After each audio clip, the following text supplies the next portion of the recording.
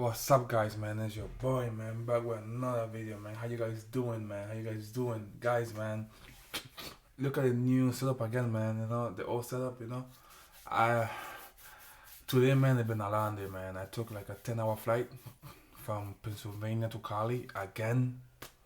So, I'll be in this video, you know what I'm saying? But guys, man, don't forget to like, comment, and subscribe, man. For new videos, man. Remember, man, road to 100 subscribers, man. Guys, though, but today we're gonna be reacting to something different. Not music video, not trailer. We're gonna be reacting to 3 photos with really creepy backstories by Mr. Nightmare, man. Guys, let's get right into it.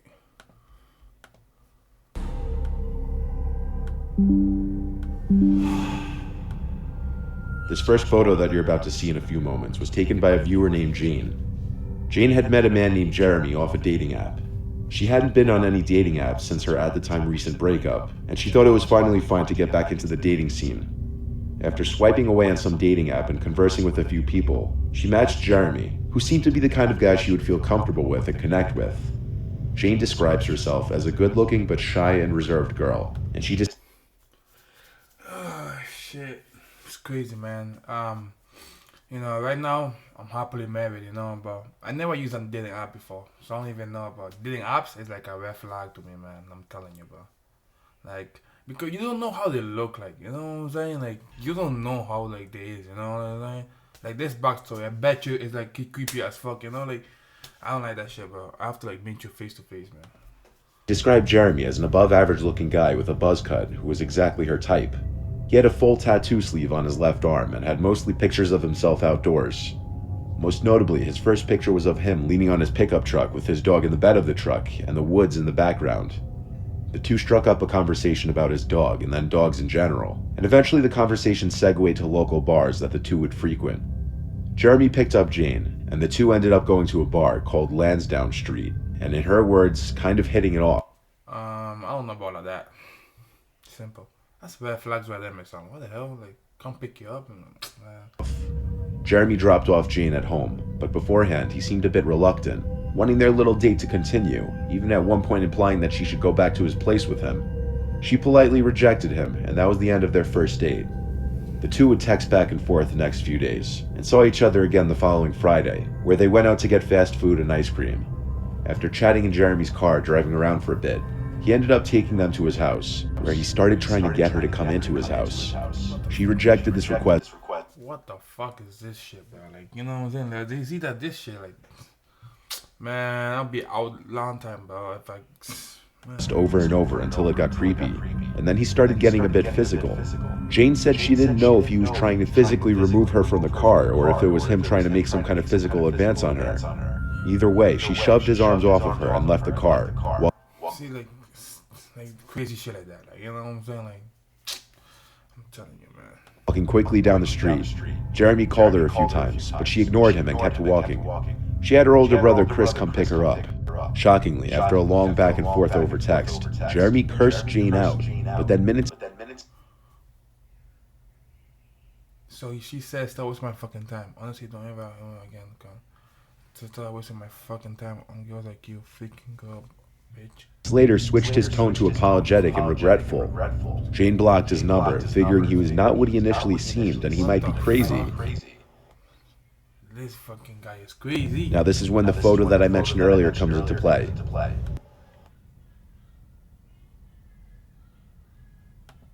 Bro, you don't even know you, nigga. Stupid ass. That night, Jane was awoken to a sound outside her window. It was the sound of the recycling bin full of glass and cans on the side of the house being kicked. It was late at night, so this was cause for alarm. She got out of the bed to look out her bedroom window. Upon lifting up the blind and looking around outside for just a second, she saw something that made her stomach churn. In this picture that What the fuck? Yo, what the fuck? I got fucking goosebumps, nigga. That's not a real picture, That's a real picture, Bro. Make sure all your windows are locked. You know what I'm saying? Vents. I watch my boy Gator. You know what I'm saying? He knows what it is. All your windows are locked. Everything is locked that's supposed to be locked. triple lock it, quadruple lock it, you know what I'm saying? And what somebody does and we out. You know what I'm saying? that she took. You see Jeremy standing in the darkness with his hood over his head, facing the window. She managed to not scream and be brave enough to take this picture when she saw him out there. Jeremy tried opening the window when he was seen and started yelling Jane's name repeatedly. Jane screamed for her brothers and her dad to help. By this point, Jeremy had taken off. According to Jane, the whole block had to hear his 8-cylinder pickup truck flooring it down the street. Tempted to text Jeremy threats of calling the police, she showed restraint and brought the info to the police the next day and filed for a restraining order using the texts and pictures as proof of reason. She sent a photo of the restraining order to Jeremy, which went unresponded to because she never unblocked him. What Jeremy planned to do at Jane's window is not exactly clear, but even if it wasn't to break in and he wanted to talk to her.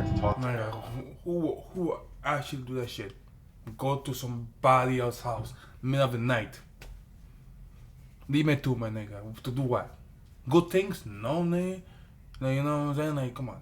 That wouldn't be okay either. And after the toxic messages he sent her, nobody would assume he's a completely level-headed individual. In fact, those messages, mixed with his sneaking around her house in the late hours of the night and coming to her window after being blocked, suggest he might have been a dangerous individual.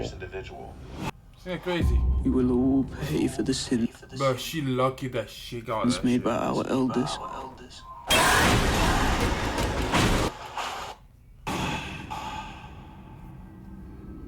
What you're looking at right now is one of the many dolls made by Anatoly Moskvin, a Russian former journalist and college professor with expert knowledge of cemeteries.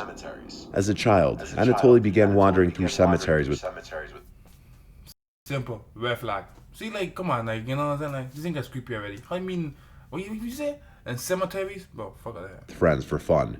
And as time went on, he developed a fascination for the dead. Decades later, this fascination led to a hobby of collecting dolls. But this hobby hid a macabre obsession that drew upon his particular interests, digging up the dead and making dolls out of their corpses. Yes, the doll you're looking What the fuck? at is actually made out of a dead body. After making his human dolls, he kept them in his home as his companions and possibly lovers, evident by some of the stuff he wrote about his dolls. For example, I kissed her once, then again, then again. But the really disturbing part What the fuck is wrong with this fucking dude, bro? This thing is crazy. of this is that the dolls were in majority made from little girls aged 3 to 12, and he would apply lipstick and makeup to many of their faces. He even marked the birthday of each of his dead victims in his bedroom.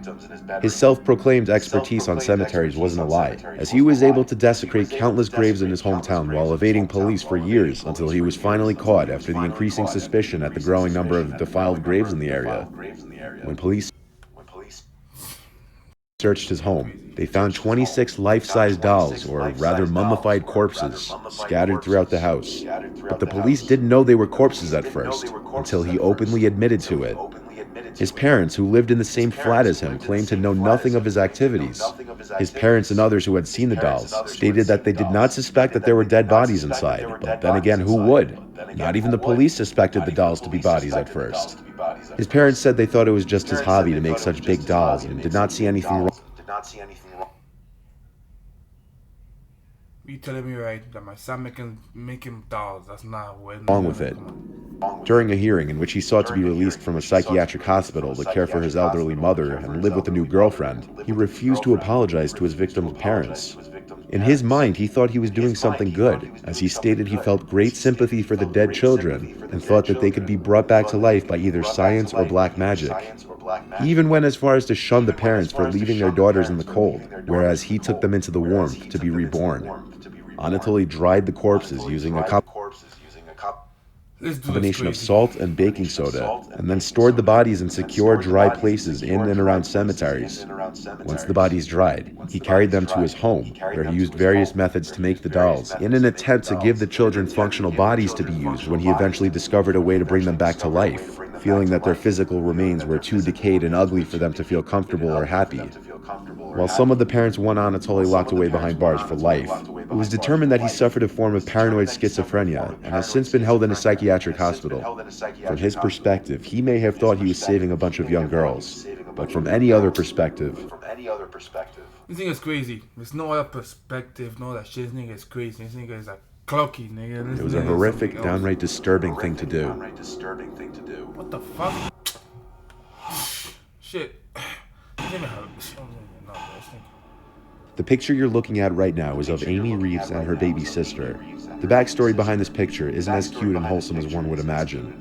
On this day, Amy was taking her sister out trick-or-treating for Halloween. Amy lives in the backwoods of Texas. She moved from Houston to a small town closer to Galveston, as she described to be about an hour drive towards the southeast coast. Amy's move from the big city to a very small town was much needed for her, as she was sick of the city life, and settling into a very small home with 2 acres was a nice change of scenery for her. However, she kept noticing something completely eerie from the moment she moved into the house. It had nothing I'm out. Simple. What the hell? Nigga, if I move into a house and you gonna tell. to do with the property or the home, but rather something outside the home. She kept noticing every time she would pull out of her driveway, a car would follow her and go the exact route she was going. She would ignore it and move on with.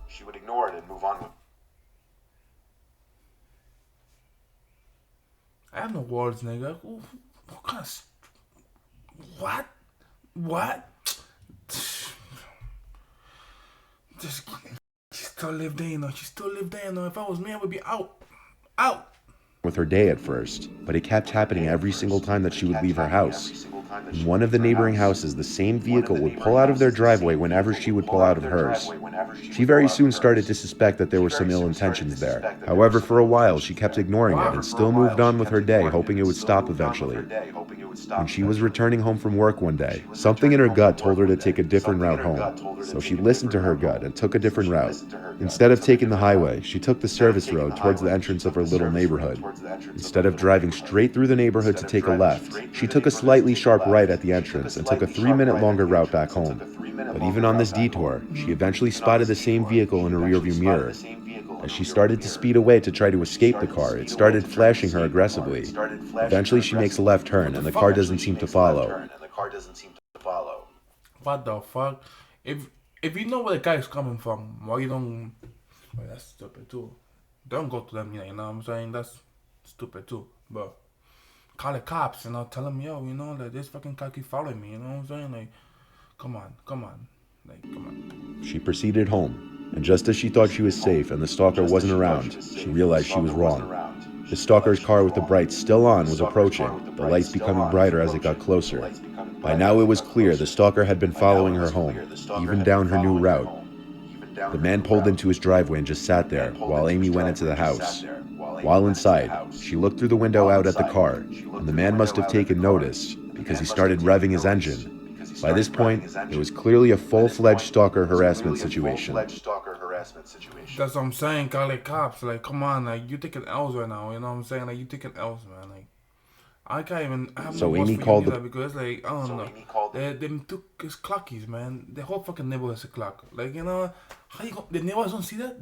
He's no neighbor. Come on. Police man. in hopes to have them go and talk to him for her. When police arrived, she explained the whole situation the best she could, noting multiple times that she just moved in and she doesn't know the man. The police went over to the man's house to talk with him. Meanwhile, Amy went to her restroom. But she was yet to be under the realization that she had left the back door unlocked when she went outside to smoke a cigarette not too long ago. While she was in the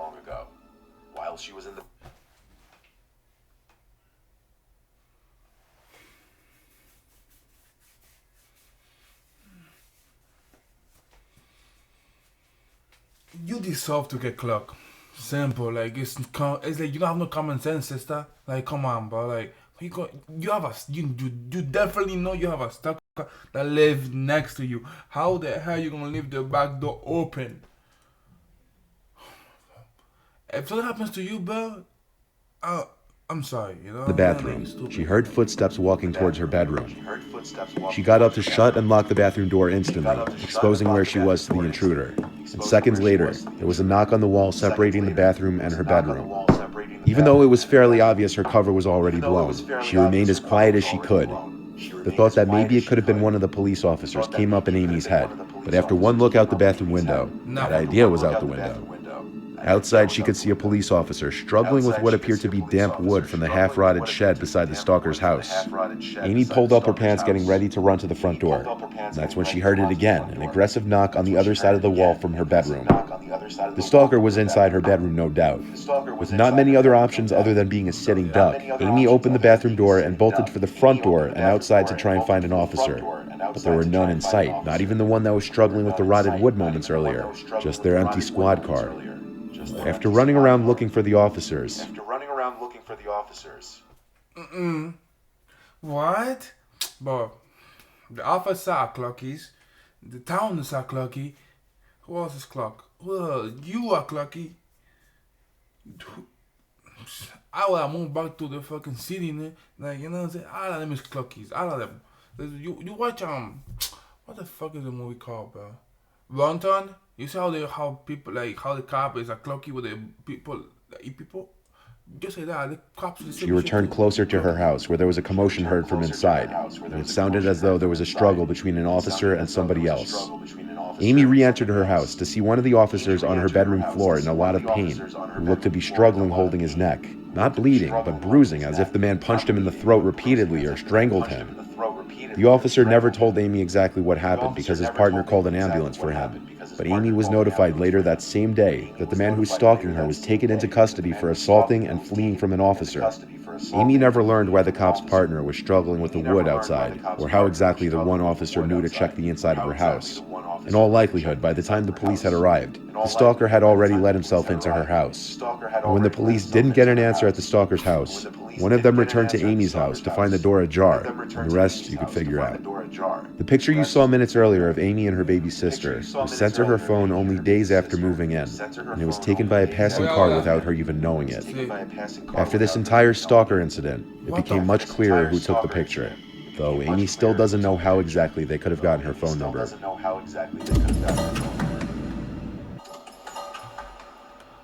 Cluckies, man. Fucking cluckies, man. I'm telling you, bro. Cluckies. But guys, though, don't forget to like, comment, and subscribe, man. Yo, I don't even know which one even was. Like, the second story was like, this nigga was like crazy. This. And the third one, she was something else, bro. I don't know, bro. With me, bro, if that happened to me, I'm out. I shoot the nigga. Simple as that. No, there's no common sense. You know what I'm saying? But guys, though, get me to 100 subscribers, man. Don't forget to like, comment, and subscribe to my channel, man.